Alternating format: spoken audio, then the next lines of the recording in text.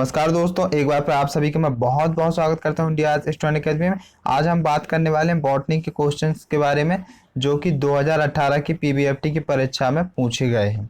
ठीक है, इससे पहले मैं आपको बता दूं 2018 की पीबीएफटी की परीक्षा में फिजिक्स केमिस्ट्री से जो क्वेश्चन पूछे गए हैं वह मैं आपको बता चुका हूं, और 3 जून को जो क्वेश्चन पूछे गए हैं वह सभी क्वेश्चन भी मैं आपको बता चुका हूं।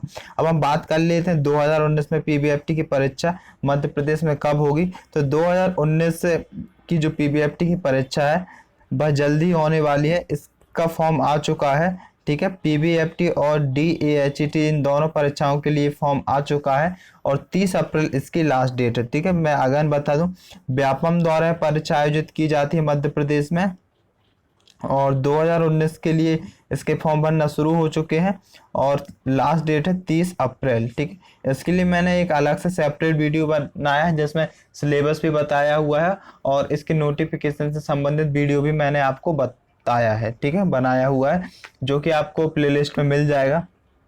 और मैं आपको बता दूं, पीबीएफटी के द्वारा आपको बीबीएससी में एडमिशन मिलेगा। ठीक है, बैचलर इन वेटनरी साइंस, और जो डीएएचटी का एंट्रेंस टेस्ट होता है, यह दोनों एंट्रेंस टेस्ट हैं। डीएएचटी और पीबीएफटी यह दोनों एंट्रेंस टेस्ट हैं। ठीक है, पीबीएफटी के माध्यम से आपको बीबीएससी में एडमिशन मिलेगा और डीएएचटी के माध्यम से आपको डिप्लोमा कोर्स में प्रवेश मिलेगा।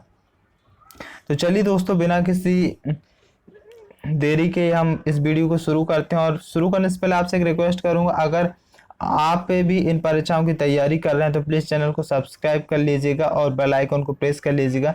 मैं आपको बता दूं, हमारे चैनल पर आपको PBFT, JNT PNST, PAT, pre polytechnic test और भी जो अन्य परीक्षाएं होती हैं, एंट्रेंस एग्जाम और कॉम्पिटिटिव एग्जाम, इन सभी के जो पुराने क्वेश्चन पेपर हैं वह हमारे चैनल पर आपको मिल जाएंगे।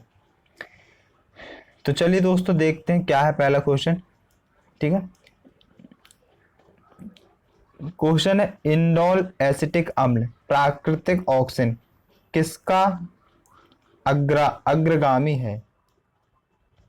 क्वेश्चन एक बार और रिपीट कर देता हूं, इंडोल एसिटिक अम्ल प्राकृतिक ऑक्सीजन किसका अग्रगामी है। ऑप्शन है isopentyl, pyrophosphate, methionine, glycine, tryptophan. इस क्वेश्चन का सही आंसर होगा ट्रिप्टोफैन। ठीक है, जो चौथा ऑप्शन है इसका सही आंसर होगा। दोस्तों, यहाँ पर मैंने पहला क्वेश्चन स्किप किया है। ठीक है, और दूसरे क्वेश्चन से शुरुआत की है क्योंकि जो पहला क्वेश्चन है यह व्यापम ने कैंसिल कर दिया था। ठीक है, इसको अमान्य कर दिया था, कैंसिल कर दिया था, इसलिए मैंने सीधे आपको दूसरा क्वेश्चन बताया। ठीक है, पहला क्वेश्चन नहीं बताया। अगला क्वेश्चन है, ईटीसी में इलेक्ट्रॉन के अंतिम ग्राही हैं। ईटीसी में इलेक्ट्रॉन के अंतिम ग्राही हैं। ठीक है, the final acceptor of electron in the ETC is cytochrome B, जल, ऑक्सीजन, हाइड्रोजन। इस क्वेश्चन का सही आंसर होगा ऑक्सीजन। तो तीसरा ऑप्शन है आपका सही आंसर होगा। ठीक है, ऑक्सीजन। अगला क्वेश्चन हम देखेंगे, प्रोकैरियोटिक डीएनए की संरचना को कहा जाता है। Structure of prokaryotic DNA is called nuclide, ribosome, कोशिका द्रव, कोशिका झिल्ली। इस क्वेश्चन का सही आंसर होगा न्यूक्लियाइड। ठीक है, जो पहला ऑप्शन इस क्वेश्चन का सही आंसर होगा। अगला क्वेश्चन हम देखेंगे, माइकोप्लाज्मा की विशिष्ट विशेषता है। माइकोप्लाज्मा की एक स्पेशल क्या विशेषता है। ठीक है, स्पेशल फीचर क्या है इसका, विशिष्ट विशेषता। कोशिका भित्ति रहित, समुद्री मृतजीवी, ओजोन परत, पर्यावास। इस क्वेश्चन का सही आंसर होगा कोशिका भित्ति रहित, सेल वॉल लेस। पहला ऑप्शन इसका सही आंसर होगा। अगला क्वेश्चन है, किस प्रकार की कोशिका में अर्धसूत्री विभाजन पाया जाता है। किस प्रकार की कोशिका में अर्धसूत्री विभाजन पाया जाता है। ठीक है, in which type of cell meiotic division occurs. ठीक है, सही आंसर होगा इसका प्रजनन कोशिकाओं में, प्रजनन कोशिकाओं में, रिप्रोडक्टिव सेल्स। ठीक है, जो तीसरा ऑप्शन है इसका सही आंसर होगा। अन्य ऑप्शन आप वीडियो को पॉज करके पढ़ सकते हैं दोस्तों। इस क्वेश्चन का सही आंसर होगा प्रजनन कोशिकाओं में। अगला क्वेश्चन है, इनमें से कौन सा वह यौगिक है जो बीज निष्क्रियता को उत्पन्न कर सकता है। इनमें से कौन सा वह यौगिक है जो बीज निष्क्रियता को उत्पन्न कर सकता है? Ethylene, gibberellins, potassium nitrate, abscisic अम्ल। इस क्वेश्चन का सही आंसर है एब्सिसिक अम्ल, एब्सिसिक अम्ल, ठीक है, एब्सिसिक एसिड। इसके बाद अगला क्वेश्चन है, ब्रायोफिटिक पौधों में नर युग्मक को कहा जाता है? ब्रायोफिटिक पौधों में नर युग्मक को कहा जाता है। तो ऑप्शन यहाँ पर है स्पर्मेटोफाइट, स्पर्मेटोगोनिया, एंथेरोजाइट्स, आर्किगोनिया। इस क्वेश्चन का सही आंसर होगा एंथेरोजाइट्स। जो तीसरा ऑप्शन है इसका सही उत्तर होगा। अगला क्वेश्चन है, वह हार्मोन कौन सा है जो पौधों में रंध्र को बंद करने का संकेत देता है? यहां पर पूछा गया है which hormone signals the closure of stomata in plants. वह हार्मोन कौन सा है जो पौधों में रंध्र को बंद करने का संकेत देता है? ऑक्सिन, जिब्रेलिन, साइटोकाइनिन, एब्सिसिक अम्ल। इस क्वेश्चन का सही आंसर होगा एब्सिसिक अम्ल। जो चौथा ऑप्शन है इस क्वेश्चन का सही आंसर होगा एब्सिसिक अम्ल। अगला क्वेश्चन है, आकाशीय बिजली एवं आंधी तूफान के दौरान वायुमंडलीय नाइट्रोजन गैस परिवर्तित होती है। आकाशीय बिजली, जब आकाश में जो बिजली चमकती है दोस्तों और आंधी तूफान आता है उसके दौरान वायुमंडलीय नाइट्रोजन गैस परिवर्तित होती है। नाइट्रोजन के ऑक्साइड में, कार्बन के ऑक्साइड में, ऑक्सीजन के ऑक्साइड में, नाइट्रिक अम्ल। इस क्वेश्चन का सही आंसर होगा नाइट्रोजन के ऑक्साइड्स में, ठीक है। जो पहला ऑप्शन है इसका सही आंसर होगा।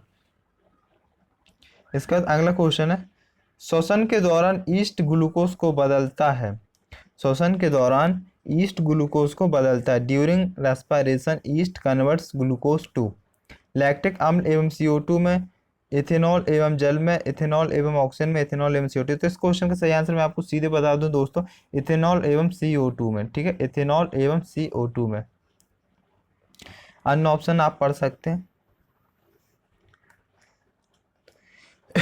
अगला क्वेश्चन है, इनमें से कौन या बैक्टीरियम डीनाइट्रिफिकेशन करता है? इनमें से कौन या बैक्टीरियम डीनाइट्रिफिकेशन करता है? Which of the following bacterium brings about denitrification. इनमें से कौन सा बैक्टीरियम डीनाइट्रिफिकेशन करता है, ठीक है। Rhizobium, Nitrobacter, Azotobacter, Pseudomonas. Question को मैं एक बार और रिपीट कर देता हूं, ठीक है। इनमें से कौन सा बैक्टीरियम डीनाइट्रिफिकेशन करता है? Which of the following bacterium brings about denitrification.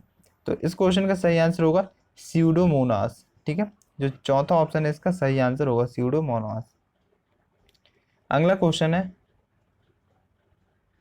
इनमें से कौन सी वह पादप कोशिका है जो पूर्ण सतर्कता या टोटीपोटेंसी दर्शाती है? जाइलम वाहिका, चलनी नली, कॉर्क कोशिका, विभज्योतक। इस क्वेश्चन का सही आंसर होगा विभज्योतक, ठीक है। तो चौथा ऑप्शन है इस क्वेश्चन का सही आंसर होगा। अगला क्वेश्चन है, इनमें से कौन सा तत्व जैविक नाइट्रोजन स्थिरीकरण के लिए आवश्यक है? जस्ता, मैग्नीज, मॉलिब्डेनम, तांबा। इस क्वेश्चन का सही आंसर है मॉलिब्डेनम, ठीक है। तो तीसरा ऑप्शन इस क्वेश्चन का सही आंसर होगा।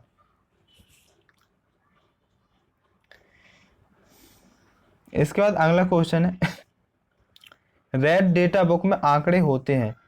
रेड डेटा बुक में आंकड़े होते हैं सभी जंतु प्रजातियों के, खतरे में या विलुप्त की कगार पर पाई जाने वाली प्रजातियों के, आर्थिक रूप से महत्वपूर्ण प्रजातियों के, सभी पौधों की प्रजातियों के। दोस्तों अगर आपको हिंदी में क्वेश्चन अच्छे से समझ में नहीं आता है तो उसको इंग्लिश में पढ़िएगा, क्योंकि जो उसका इंग्लिश वाला फॉर्म होता है वह उस क्वेश्चन को सही रिप्रेजेंट करेगा, ठीक है। जो भी हो क्वेश्चन हो या ऑप्शन हो इंग्लिश में आपको सही मिलेगा। और जब किसी भी एग्जाम का नोटिफिकेशन आता है दोस्तों तो उसमें लिखा भी रहता है कि अगर हिंदी में किसी भी प्रकार की गलती है तो उसका जो इंग्लिश फॉर्म है उसको कंसिडर किया जाएगा, ठीक है। रेड डेटा बुक में आंकड़े होते हैं सभी जंतु प्रजातियों के खतरे में या विलुप्त की कगार पर पाई जाने वाली प्रजातियों के, आर्थिक रूप से महत्वपूर्ण प्रजातियों के, सभी पौधों की प्रजातियों की। तो इस क्वेश्चन का जो सही आंसर होगा दूसरा ऑप्शन, ठीक है, थ्रेटनेड स्पीसीज, खतरे में या विलुप्त की कगार पर पाई जाने वाली प्रजातियों की। इसके बाद अगला क्वेश्चन है, यह देखा गया है कि पृथ्वी की जलवायु का औसत तापमान बढ़ रहा है, अतः इसका प्रभाव है, ठीक है, इसको हम देखेंगे दोस्तों। The observe rise in the average temperature of the Earth's climate system and its related effects। तो दोस्तों यहाँ पर जैसे आप देख रहे हैं, यहाँ पर लिखा हुआ शिखा प्रभाव है, तो इस प्रकार से हिंदी में थोड़ा थोड़ा कहीं पर मिस्टेक हो जाती है। यहाँ पर लिखा हुआ इसका प्रभाव है, ठीक है। यहाँ जैसे इंग्लिश में आप देखेंगे, यहाँ लिखा हुआ है and it's related effects, it's related effect मतलब इसका प्रभाव है। भू अभियांत्रिकी, ताप अभियांत्रिकी, वैश्विक तापन, जलवायु प्रतिनिधि। तो इस क्वेश्चन का सही आंसर होगा वैश्विक तापन। तो दोस्तों इस प्रकार से आपको इंग्लिश में उसका सही फॉर्म मिलेगा। जो तीसरा ऑप्शन है इस क्वेश्चन का सही आंसर होगा ग्लोबल वार्मिंग। अगला क्वेश्चन है, कोशिका में ग्लाइकोलाइसिस कहाँ होता है? कोशिका द्रव में, हरित लवक में, माइटोकॉन्ड्रिया में, केंद्रक में। इस क्वेश्चन का सही आंसर होगा कोशिका द्रव में, ठीक है, साइटोप्लाज्म में, कोशिका द्रव में। पहला ऑप्शन इसका सही आंसर होगा। अगला क्वेश्चन है, पूंछ युक्त जीवाणु भोजी होते हैं। बैक्टीरिया की सतह पर गतिशील, पौधों की सतह पर गतिशील, सक्रिय रूप से पानी में गतिशील, अचल। इस क्वेश्चन का सही आंसर होगा बैक्टीरिया की सतह पर गतिशील, ठीक है, पहला ऑप्शन इसका सही आंसर होगा मोटाइलॉन सरफेस ऑफ बैक्टीरिया, ठीक है। अगला क्वेश्चन है हमारा, वह विचार या उपाय जिसमें पोषण का गुण बढ़ाने के लिए फसलों का अभिजनन कराया जाता है। वह विचार या उपाय जिसमें पोषण का गुण बढ़ाने के लिए फसलों का अभिजनन कराया जाता है। इस क्वेश्चन का सही आंसर होगा बायोफोर्टिफिकेशन, बायोफोर्टिफिकेशन, जो चौथा ऑप्शन है इसका सही आंसर होगा। अगला क्वेश्चन है, प्लाज्मोलिसिस या जीव द्रव्य कुंचन का कारण है। प्लाज्मोलिसिस या जीव द्रव्य कुंचन का कारण परासरण, अंतःपरासरण, अपशोषण के कारण बाह्य परासरण। इस क्वेश्चन का सही आंसर होगा बाह्य परासरण, ठीक है, जो चौथा ऑप्शन है इसका सही आंसर होगा। इसके बाद अगला क्वेश्चन है, कैप्स चक्र में किस कोशिकांग कैप्स चक्र किस कोशिकांग में बनता है? कैप्स चक्र किस कोशिकांग में बनता है? तो इस क्वेश्चन का सही आंसर होगा माइटोकॉन्ड्रियल मैट्रिक्स में, जो तीसरा ऑप्शन है इस क्वेश्चन का सही आंसर होगा। अगला क्वेश्चन है, वह कौन सा प्रकींड एंजाइम है जो फॉर्मिक अम्ल को एथिल अल्कोहल में परिवर्तित करने में सहायक होता है? तो ऑप्शन आप पढ़ सकते हैं, मैं सीधा आपको आंसर बता दूं। इस क्वेश्चन का सही आंसर होगा कार्बोक्सिलेज एवं डिहाइड्रोजनेज, कार्बोक्सिलेज एवं डिहाइड्रोजनेज। तो दोस्तों इस क्वेश्चन का सही जो आंसर होगा वह होगा दूसरा ऑप्शन, ठीक है। आप देखेंगे तीसरे ऑप्शन में यहाँ लिखा हुआ है हाइड्रोजनेज, तो आपको ध्यान देना है जो दूसरा ऑप्शन है इसका सही आंसर होगा, क्योंकि दूसरा और तीसरा ऑप्शन एकदम मैच कर रहे हैं, ठीक है, थोड़ा सा बस उसमें डिफरेंस है, तो दूसरा ऑप्शन इसका सही आंसर होगा।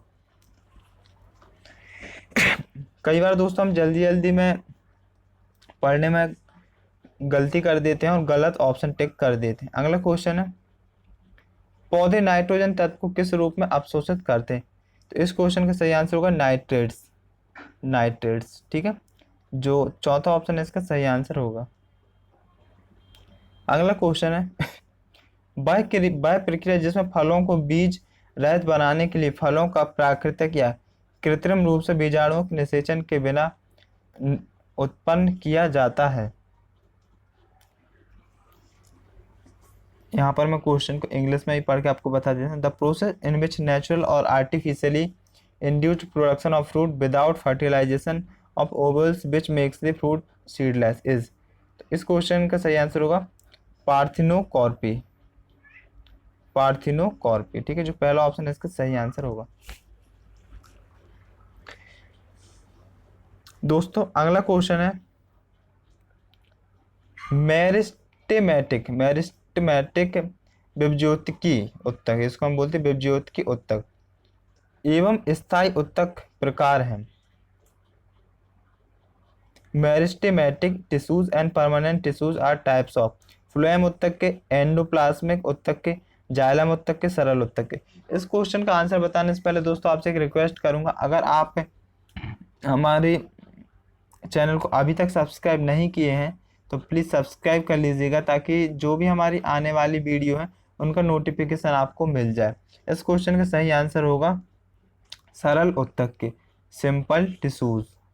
ठीक है, जो चौथा ऑप्शन है इसका सही आंसर होगा। तो थैंक यू दोस्तों।